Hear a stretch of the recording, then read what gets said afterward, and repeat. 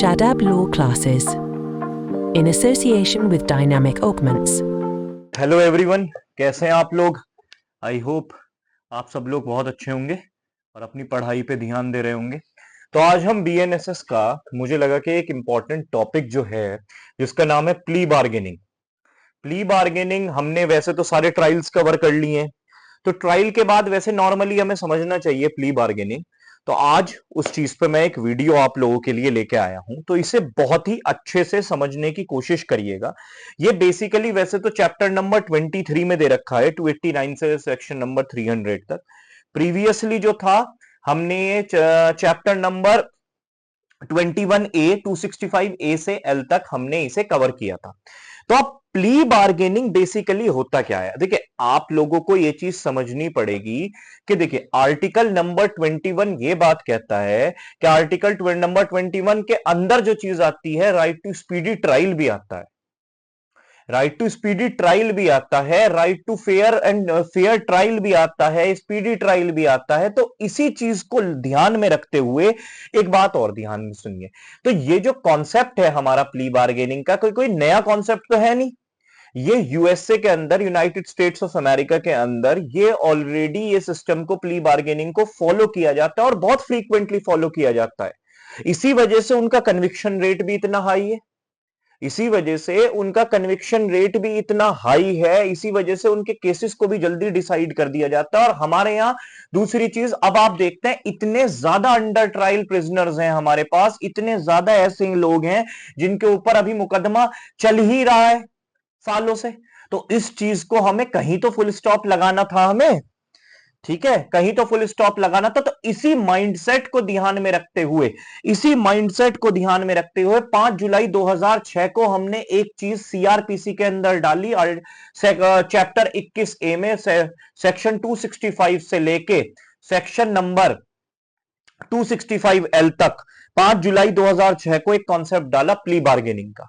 अब आप लोगों के दिमाग में यह आ रहा होगा कि सर एक बात बताइए कि सर प्ली बार्गेनिंग बेसिकली देखिए एक चीज और समझिए कि होता क्या है प्ली बार्गेनिंग। प्ली बार्गेनिंग अगर मैं इसे एक नॉर्मल मतलब के, प्ली का मतलब कुछ प्लीड करना, बार्गेनिंग का मतलब कि कुछ मैं बार्गेन करना चाहता हूं, कुछ मैं बार्गेन करना चाहता हूं, बार्गेनिंग क्या? हाँ भाई, अब क्या है, जो कि एक्यूज्ड है वो कोर्ट के अंदर एक एप्लीकेशन लगाता है। ये तो बेसिक सी बात है कि एप्लीकेशन लगाता है, मगर प्ली बार्गेनिंग में बार्गेन किस चीज का होता है? तो बेसिकली प्ली बार्गेनिंग में आप जो बार्गेन करते हैं वो कहते हैं कि मुझे लेसर पनिशमेंट चाहिए। मान के चलिए आपके ऊपर जो आरोप है, वो जो चार्ज बनने जा रहा है आपके ऊपर, जो कोर्ट चार्ज फ्रेम करेगा, या आपके ऊपर जो चार्ज है वो बेसिकली किस चीज का है? रॉबरी का है। अब आप ये चाह रहे हैं या तो मुझे लेसर मेरे खिलाफ चार्ज फ्रेम हो, चोरी का हो जाए, थेफ्ट का हो जाए, जिसमें 3 साल ही पनिशमेंट है। आप अगर वो कर दिया तो उसके अंदर तो बहुत हाई पनिशमेंट है। तो आप प्ली बार्गेन करते हैं, ये कहते हैं कि हाँ भाई मैं प्ली बार्गेन करना चाहता हूं कि किस चीज के ऊपर?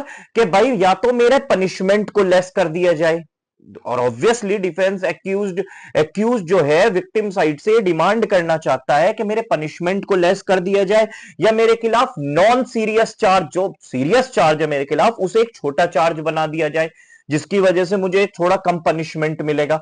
और उस कम के बदले में, जो मुझे कम पनिशमेंट दिया जाएगा, उस कम के बदले में मैं क्या करूंगा? उन्हें कंपेंसेशन पे करूंगा। मैं क्या करूंगा? उन्हें कंपेंसेशन पे करूंगा। अब आ जाता है रोल हमारा बीएनएसएस का। बीएनएसएस में ये चैप्टर नंबर 23 है, और 23 289 से लेके सेक्शन नंबर 300 तक है। और बेसिकली, ठीक है, आप प्ली बार्गेनिंग की एक एप्लीकेशन लगाते हैं। और कौन से कोर्ट में लगाते हैं आप एप्लीकेशन? उस कोर्ट में लगाएंगे जो इस आपके अपराध का ट्रायल चलाएगा, जो आपके अपराध का ट्रायल चलाएगा, उसी कोर्ट के अंदर आप एक एप्लीकेशन लगाएंगे। और ये प्री ट्रायल स्टेज होती है। क्या होती है? प्री ट्रायल स्टेज होती है, प्रायर टू ट्रायल, ठीक है। क्योंकि उसके अंदर जैसे ही आपके ऊपर चार्ज बनाए जाएंगे, लेसर चार्ज बनाया जाएगा अगर प्ली बार्गेनिंग सक्सेसफुल होती है, ठीक है, एक्यूज्ड और विक्टिम के बीच में, तो उससे क्या फायदा होगा आपका? उससे यह फायदा होगा बेसिकली प्ली बार्गेनिंग करने से कि आपके खिलाफ आप प्लीड गिल्टी कर लेंगे कि हाँ भाई उन चार्जेस को मान लेंगे आप, आपको कन्विक्ट कर दिया जाएगा लेसर उसके लिए, और आप उसके बदले में कंपेंसेशन पे कर दीजिए। तो इसे प्री ट्रायल स्टेज कहते हैं। तो अब देखिए प्ली बार्गेनिंग बेसिकली क्या हुआ कि भाई मैं डिमांड कर रहा हूं कि भाई दूसरी जो अपोजिट पार्टी है विक्टिम साइड से, एक्यूज्ड एक डिमांड कर रहा है, एक बार्गेन करना चाह रहा है कि मेरे खिलाफ आप जो आरोप लेके आए हैं उस आरोप को, उस चार्ज को कम कर दीजिए, या मैं पनिशमेंट, लेसर पनिशमेंट चाहता हूं। समझ में आ रही है मेरी बात आप लोगों को? तो यही चीज होती है। ठीक है, जैसे मैंने आपको बताया रॉबरी से छोटा करके चीटिंग कर लो, थेफ्ट कर लो, जिसमें लेसर पनिशमेंट है। अब ये भी देखने वाली मुद्दे की बात है कि प्ली बार्गेनिंग, अब आपको ये पता है हर हर जगह तो एप्लीकेबल नहीं होगा प्ली बार्गेनिंग। तो प्ली बार्गेनिंग जो बेसिकली एप्लीकेबल होता है वो कहां नहीं होता, ये भी हम समझते हैं एक एक करके। प्ली बार्गेनिंग सबसे पहले जितने भी वुमेन रिलेटेड अपराध होते हैं उसके अंदर प्ली बार्गेनिंग नहीं अलाउड होता। रेप हो गया, स्टॉकिंग हो गया, modesty, outraging the modesty of women हो गया, इन सब में प्ली बार्गेनिंग अलाउड नहीं है। दूसरी चीज, जो भी अपराध जिनका पनिशमेंट डेथ, लाइफ इंप्रिजनमेंट या 7 साल से ऊपर का है उनमें प्ली बार्गेनिंग अप्लाई नहीं होगा। ये भी बात समझने की है।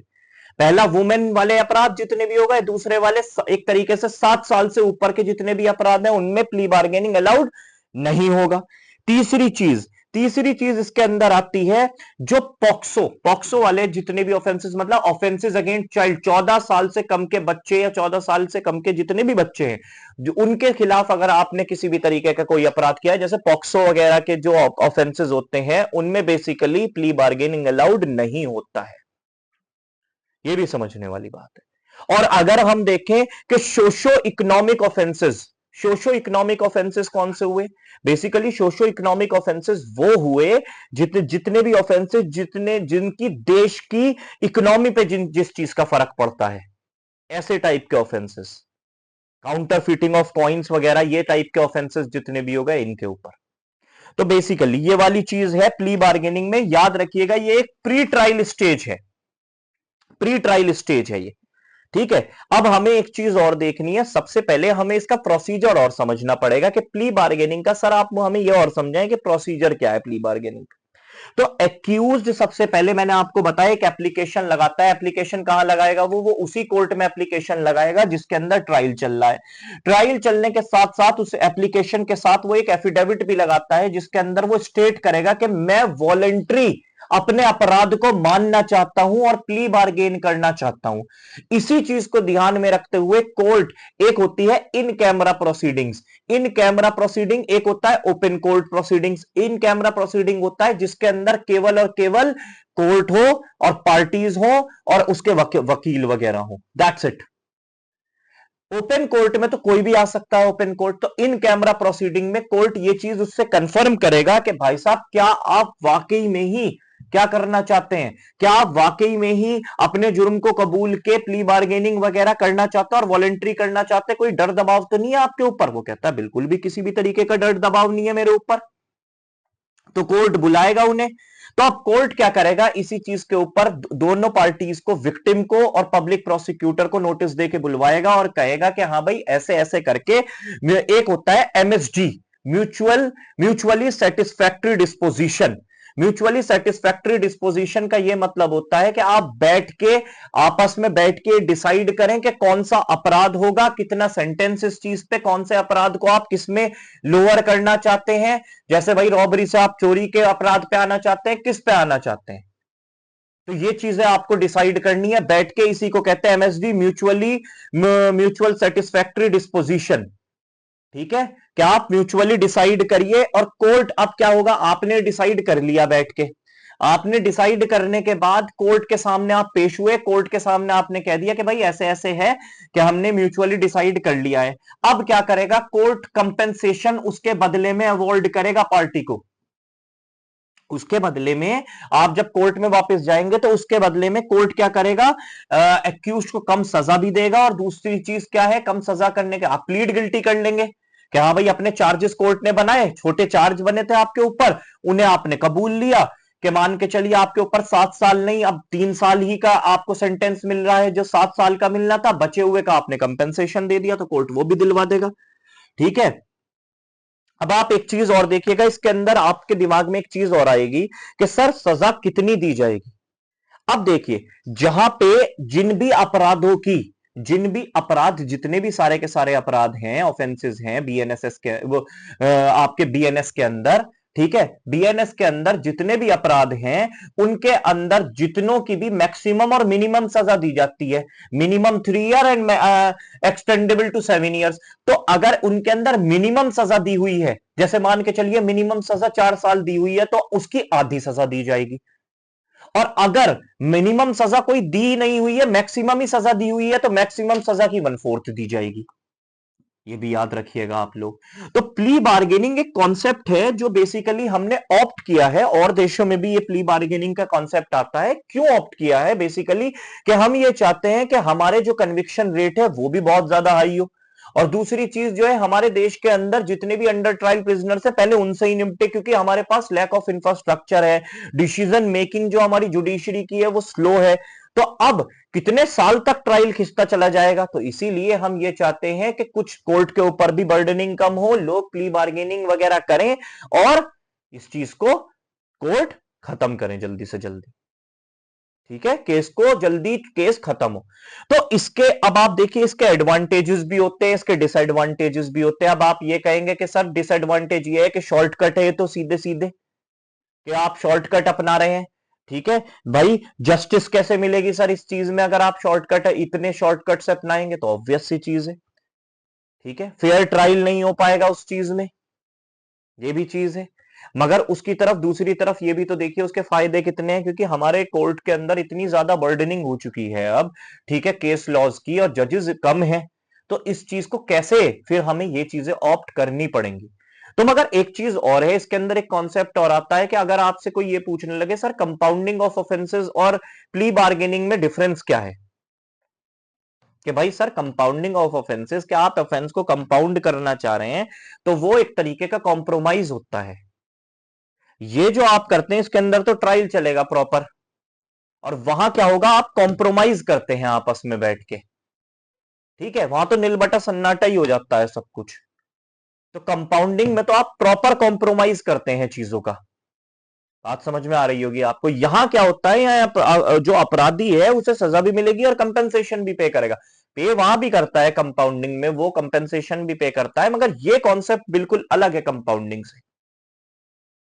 ठीक है, कंपाउंडिंग में वो कुछ ऐसे ऑफेंसेस भी आ जाते हैं, या यकीन मानिए कि जिसके लिए आपको कोर्ट से परमिशन भी लेनी पड़ती है, कि बिना कोर्ट की परमिशन के आप उन्हें कंपाउंड भी नहीं कर सकते। ठीक है, कुछ ऑफेंसेस ऐसे भी होते हैं जिनको आपको कॉम्प्रोमाइज, जो कंपाउंड करना चाह रहे हैं, कंपाउंडिंग करना चाह रहे हैं, उनके लिए कोर्ट से परमिशन भी नहीं लेनी। और कुछ ऑफेंसेस ऐसे होते हैं जिनका कंपाउंड कभी हो ही नहीं सकता, जैसे प्ली बार्गेनिंग में कुछ है।